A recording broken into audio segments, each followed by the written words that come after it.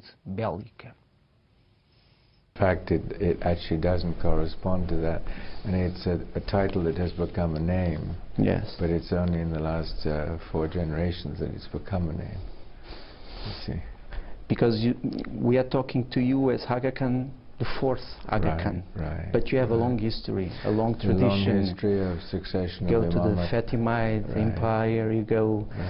There are parts of that history that are like rather controversial. For instance, if we go to Halamut and to the kings of Halamut, I mean, is there anything in the history that you find that should be renewed, that people should understand, or not? Not really. I mean, I think the notion of what Hazrat Ali left in terms of the interpretations of Islam, the interconnections between intellect and faith, these are all dimensions of Shia Islam which are very important. In any hereditary office, there are times in history where it's difficult to know precisely what has happened, whether it's a monarchy or a faith institution. But I don't think that's the issue today. I think the issue today is what the institution is and what it is capable of doing, both for the people who are part of that institution and others. Do you see yourself, sometimes your title is also, I mean, I know that many Ismailis address you as the current Imam. Yes, the Imam of the time. Yes. Do you see yourself as a secular leader or a spiritual leader, or both?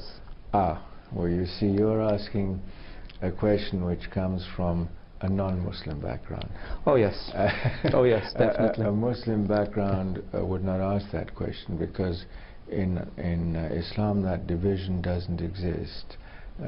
Leaders of the faith, both in the Sunni world and in the Shia world, have worldly responsibilities which start with security, which involve quality of life, relations with others. So the notion of the divide between faith and world in terms of the faith doesn't exist in Islam.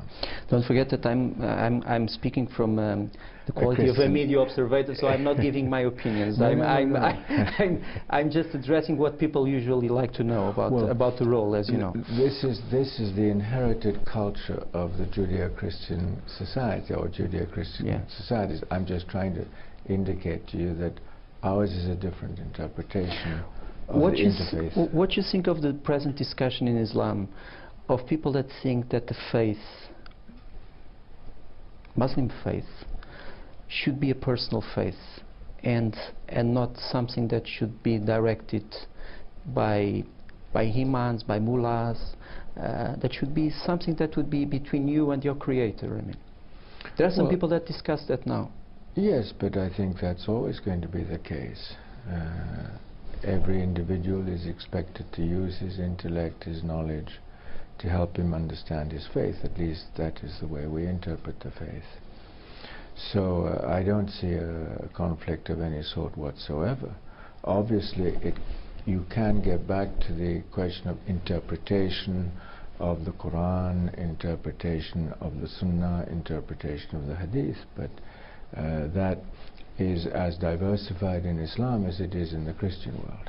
In fact, there's probably more diversity in what we call the Ummah, which is the community of Muslims worldwide. But when we talk about the Muslim world is diverse, I mean, as you said, I mean, but your institution, especially through the Aga Khan network, does a lot for everyone, regardless of being Shias or Sunnis or Ismailis or other. What is exactly the aim of the network? Well, if you ask yourself how an institution can be effective in terms of, as far as possible, ensuring security, ensuring the capacity to improve quality of life, then you have to ask yourself, what does the institution need in order to achieve those goals? And the Aga Khan Development Network works at 2 different levels. It works at the national or regional level, because no community lives in a vacuum, and therefore the context in which you live and work is critical. And then there are the specific programs for the community. And what we have done over the past 50 years is, first of all, to unify initiatives, because when my grandfather died, it was the colonial time. Right. And therefore there were different initiatives in each African country. The Central Asian republics were still part of the Soviet Empire. West Africa was still colonized. Bangladesh didn't exist as an independent country. I mean, I don't need to go into all the details. But we brought all this information into one forum so that there was a possibility to have a consolidated view on education, on healthcare, on economic development, etc. Then the second thing was, what did you need to make a difference? Right. And there the question was, what could you do? And the 60s, the 50s, the 60s, the 70s were decades of dogma in much of the developing world. And it was the conflict of dogmas that we had to deal with between, let's say, capitalism as it was known at the time and communism as it was known at the time. And those dogmas tended to dominate political thinking, and because of political thinking they dominated economic thinking, social thinking, etc. So it was a time of great difficulty when developing countries were trying to find their way forward. And there were all sorts of, obviously, international interventions, or should I say interventions from outside, where these governments didn't take independent decisions. They were often caused by others. So we looked at what we could do at that time in education, in healthcare, in economic support. And we tried to build individual support systems according to the country which we were involved in. And this is what has caused the development network to come the way it is now, where we have found that we needed institutions to deal with natural hazard and human-caused hazard, risk. We found we needed institutions to deal with poverty. We found we needed institutions to deal with isolated rural communities. We needed institutions to deal with education, pre-primary education right up to tertiary education. We need institutions in healthcare, from public health to tertiary hospital care, and so on and so forth. We found that we needed the capacity to diversify economies. There were parts of the developing world where we would achieve at a certain stage maximum agricultural output, but then we had to look at other things. So the network today is the consequence of field-driven needs. It's curious because we talk about development network, so it suggests development, betterment, make lesser things more evolved. Quality of life. And network, we mean something global. So in a sense, you anticipated globalization in lots of ways. Yes, we have. We've been looking at issues of globalization, and we've been looking at issues of regionalization first, because we started with the analysis of capacities in Africa, in Central Asia, etc., to see whether we could develop capacities only on a national basis or whether we had to do it on a regional basis. Right. And we concluded that we had to do both. Some institutions had to be regional to be most effective, some had to be national. So we're working at both levels. Now, to say that that ultimately is a global issue may not be correct. I don't see too many similarities between developing countries in Asia and Africa and the wealthy industrialized world. It's curious that in the 70s, so let's say less than 20 years after you took possession of the title,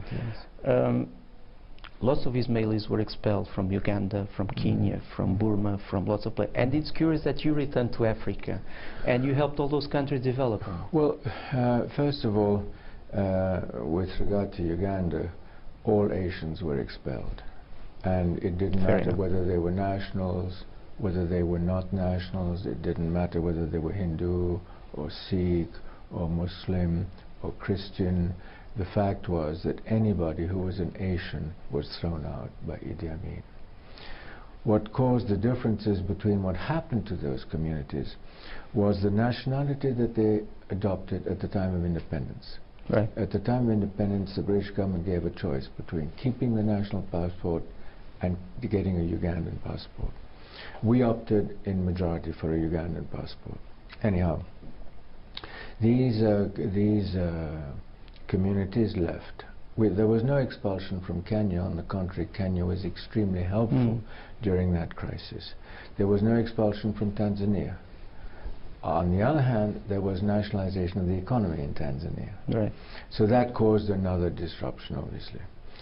So what has happened is that these communities have left in part. But when the new governments came into power, the first thing they did is, please come back and help us correct what we got wrong. And you got back and you helped create amazing things. I mean, if I was in Cairo recently, and for instance, your network of institutions in Egypt is amazing. I mean, from basic to higher in this. Is part of this also present when you celebrate agreements with the Catholic University in Portugal? Yes, yes. What we're trying to do is to harness knowledge. Because we are living in a knowledge society today more than ever before. There is more knowledge available to society than in human history, I think. And the question is how we harness that knowledge to development processes in poorer countries. And so higher education, particularly institutions that have good research, are critical for us.